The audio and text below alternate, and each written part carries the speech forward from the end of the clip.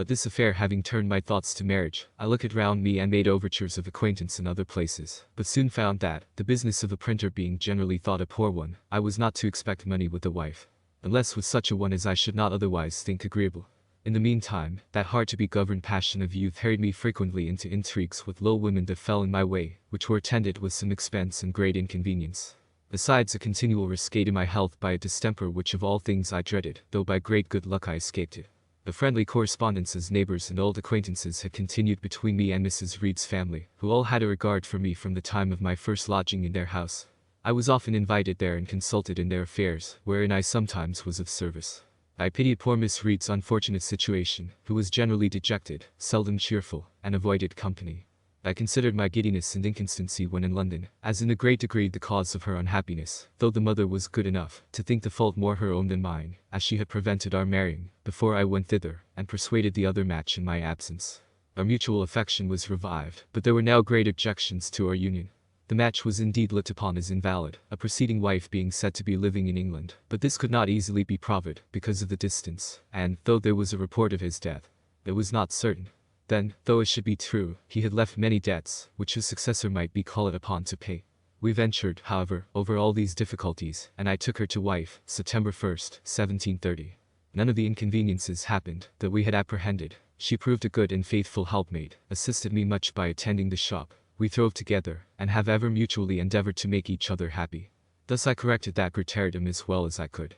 About this time, our club meeting, not at a tavern, but in a little room of Mr. Grace's, set apart for that purpose, a proposition was made by me, that, since our books were often referred to in our disquisitions upon the queries, it might be convenient to us to have them all together where we met.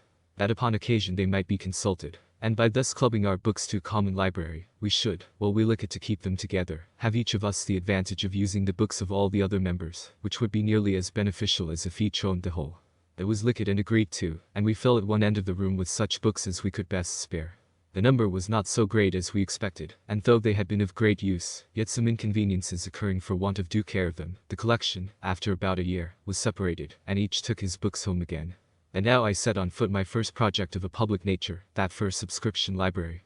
I drew up the proposals, got them put into form by our great scrivener, Brockton, and, by the help of my friends in the junto, procured 50 subscribers of 40 shillings each to begin with, and 10 shillings a year for 50 years, the term our company was to continue. We afterwards obtained a charter, the company being increased to 100. This was the mother of all the North American subscription libraries, now so numerous. It has become a great thing itself, and continually increasing. These libraries have improved the general conversation of the Americans, made the common tradesmen and farmers as intelligent as most gentlemen from other countries, and perhaps have contributed in some degree to the stand so generally made throughout the colonies in defense of their privileges. Memo. Thus far was written with the intention expressed in the beginning, and therefore contains several little family anecdotes of no importance to others. What follows was written many years after in compliance with the advice contained in these letters, and accordingly intended for the public. The affairs of the Revolution occasioned the interruption. Letter from Mr. Abel James, with notes of my life, received in Paris. My dear and honored friend, I have often been desirous of writing to thee, but could not be reconciled to the thought that the letter might fall into the hands of the British, lest some printer or busybody should publish some part of the contents, and give our friend pain, and myself censure. Some time since there fell into my hands, to my great joy, about 23 sheets in thy own handwriting, containing an account of the parentage and life of thyself, directed to thy son, ending in the year 1730, with which there were notes, likewise in thy writing, a copy of which I enclose. In hopes it may be a means, if thou continued it up to a later period, that the first and latter part may be put together, and if it is not yet continued, I hope thee will not delay it. Life is uncertain, as the preacher tells us, and what will the world say if kind, humane, and benevolent Ben Franklin should leave his friends and the world deprived of so pleasing and profitable a work which would be useful and entertaining, not only to a few, but to millions. The influence writings under that class have on the minds of youth is very great, and has nowhere appeared to me so plain, as in our public friends' journals. It almost insensibly leads the youth into the resolution of endeavoring to become as good and eminent as the journalist. Should the Ein, for instance, when published, and I think it could not fail of it, lead the youth to equal the industry and temperance of thy early youth, what a blessing would that class, would such a work be! I know of no character living, nor many of them put together, who has so much in his power as thyself, to promote a greater spirit of industry and early attention to business, frugality, and temperance with the American youth. Not that I think the work would have no other merit and use in the world, far from it, but the first is of such vast importance, that I know nothing that can equal it. The foregoing letter and the minutes accompanying it being shown to a friend, I received from him the following. Letter from Mr. Benjamin Vaughan. Paris, January 31st, 1783. My dearest sir, when I had read over your sheets of minutes of the principal incidents of your life, recovered for you by your Quaker acquaintance, I told you I would send you a letter expressing my reasons why I thought it would be useful to complete and publish it as he desired. Various concerns have for some time past prevented this letter being written, and I do not know whether it was worth any expectation. Happening to be at leisure, however, at present, I shall by writing, at least interest and instruct myself. But as the terms I am inclined to use may tend to offend a person of your manners, I shall only tell you how I would address any other person, who was as good and as great as yourself, but less diffident. I would say to him, Sir, I solicit the history of your life from the following motives. Your history is so remarkable, that if you do not give it, somebody else will certainly give it, and perhaps so as nearly to do as much harm, as your own management of the thing might do good. It will moreover present a table of the internal circumstances of your country, which will very much tend to invite to its settlers of virtuous and manly minds. And considering the eagerness with which such information is sought by them, and the extent of your reputation, I do not know of a more efficacious advertisement than your biography would give. All that has happened to you is also connected with the detail of the manners and situation of a rising people, and in this respect I do not think that the writings of Caesar and Tacitus can be more interesting to a true judge of human nature and society. But these, sir, are small reasons, in my opinion, compared with the chance which your life will give for the forming of future great men, and in conjunction with your art of virtue, which you design to publish, of improving the features of private character, and consequently of aiding all happiness, both public and domestic. The two works I allude to, sir, will in particular give a noble rule and example of self-education. School and other education constantly proceed upon false principles, and show a clumsy apparatus pointed at a false mark, but your apparatus is simple, and the mark a true one. And while parents and young persons are left destitute of other just means of estimating and becoming prepared for a reasonable course in life, your discovery that the thing is in many a man's private power, will be invaluable. Influence upon the private character, late in life, is not only an influence late in life, but a weak influence. It is in youth that we plant our chief habits and prejudices. It is in youth that we take our party as to profession, pursuits and matrimony. In youth, therefore, the turn is given. In youth the education even of the next generation is given. In youth, the private and public character is determined, and the term of life extending but from youth to age, life ought to begin well from youth. And more especially before we take our party as to our principal objects. But your biography will not merely teach self-education, but the education of a wise man, and the wisest man will receive lights and improve his progress, by seeing detailed the conduct of another wise man. And why are weaker men to be deprived of such helps, when we see our race has been blundering on in the dark, almost without a guide in this particular, from the farthest trace of time?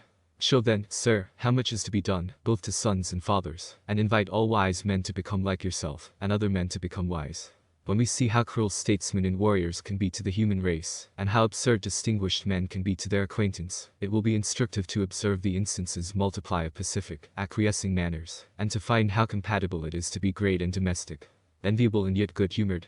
The little private incidents which you will also have to relate, will have considerable use, as we want, above all things, rules of prudence in ordinary affairs, and it will be curious to see how you have acted in these. It will be so far a sort of key to life, and explain many things, that all men ought to have once explained to them, to give them a chance of becoming wise by foresight. The nearest thing to having experience of one's own, is to have other people's affairs brought before us in a shape that is interesting. This is sure to happen from your pen. Our affairs and management will have an air of simplicity or importance that will not fail to strike. And I am convinced you have conducted them with as much originality, as if you had been conducting discussions in politics or philosophy. And what more worthy of experiments and system, its importance and its errors considered, than human life? Some men have been virtuous blindly, others have speculated fantastically, and others have been shrewd to bad purposes. But you, sir, I am sure, will give under your hand nothing but what is at the same moment wise, practical and good. Your account of yourself, for I suppose the parallel I am drawing for Dr. Franklin, will hold not only in point of character, but of private history, will show that you are ashamed of no origin, a thing the more important, as you prove how little necessary all origin is to happiness, virtue, or greatness.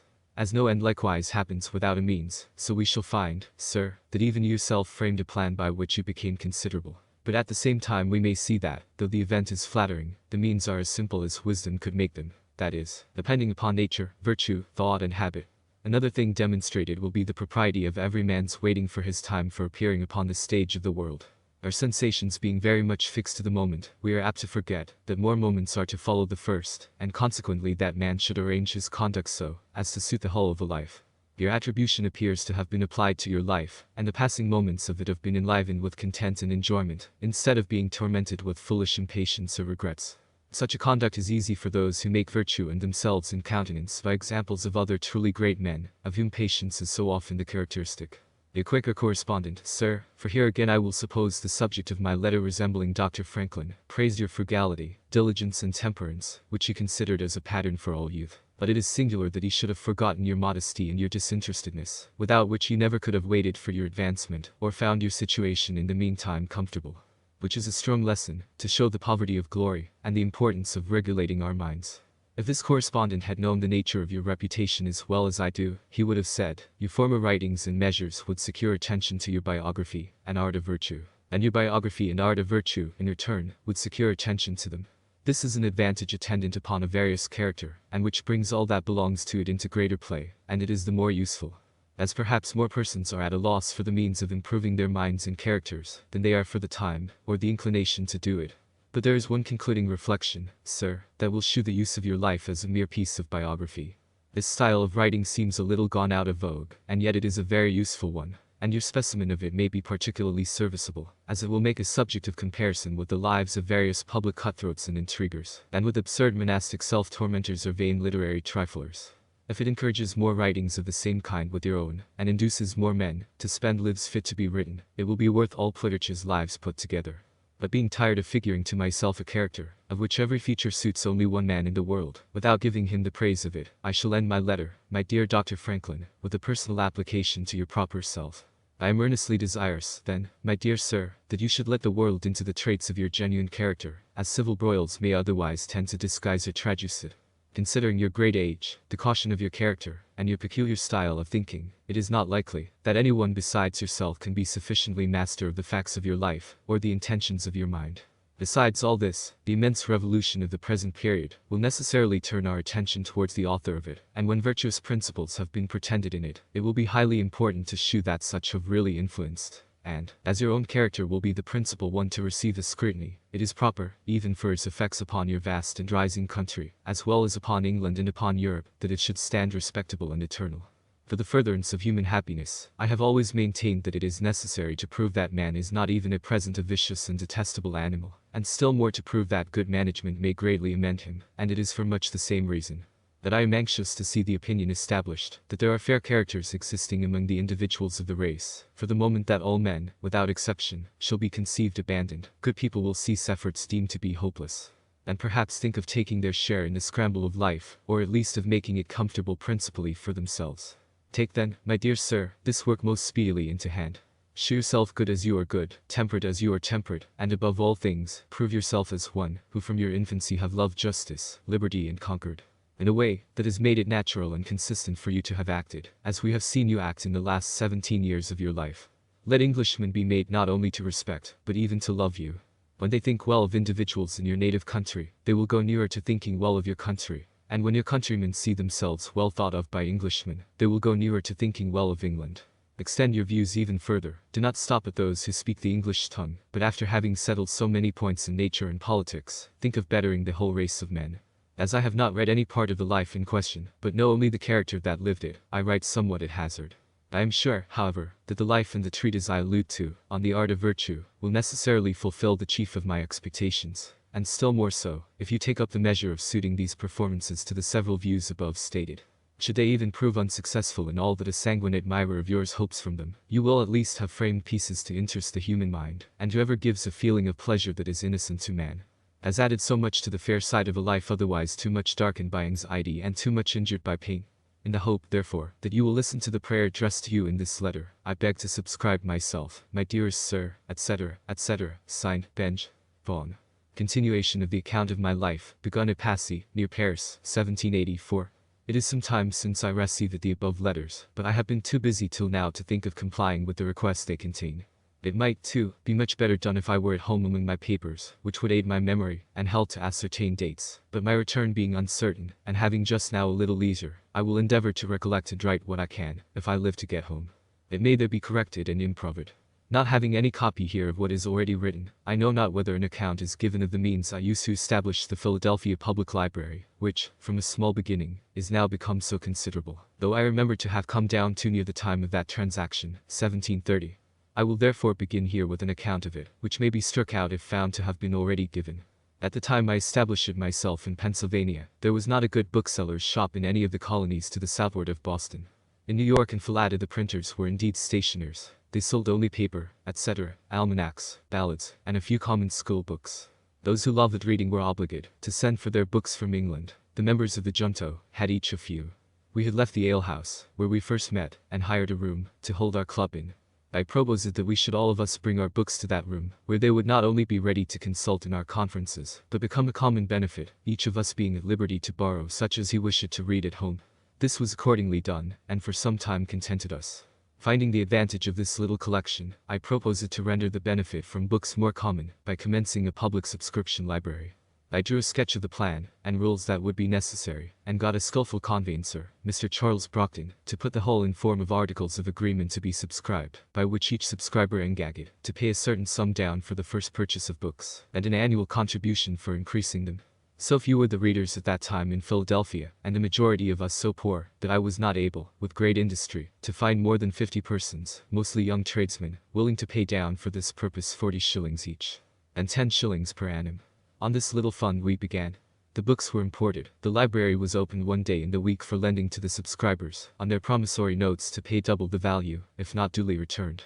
The institution soon manifested its utility, was imitated by other towns, and in other provinces.